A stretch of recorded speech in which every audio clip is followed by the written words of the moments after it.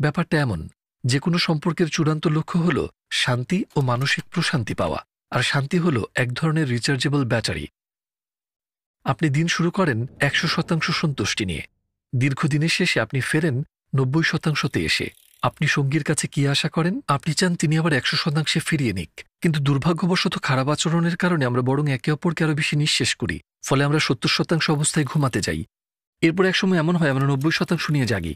তারপরে ফিরে আসি ৭০% আর ঘুমাতে যাই ৫০%। আর যদি এটা চলতেই থাকে, একসময় এমন আসবে যখন আমার আর কোনো শক্তি অবশিষ্ট থাকবে না। ঠিক তখনই মানুষ সম্পর্ক ছাড়ার সিদ্ধান্ত নেয়।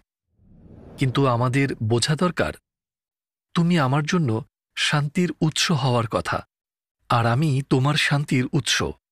তাহলে মানুষ ঝগড়া করে কেন? তারা ঝগড়া করে কারণ প্রশান্তির বিঘ্ন ঘটে। আমার সেই শান্তি ফিরিয়ে আনতেই হবে, আর তুমি যদি সাহায্য না করো আমি সেটা জোর করেই ফিরিয়ে আনবো। আর তখনই দ্বন্দ্ব আর বিরোধ শুরু হয়। কারণ সবাই নিজের সম্পর্ক থেকে শান্তি পেতে চায়, যেভাবে তাদের কাছে তা অর্থবহ মনে হয়।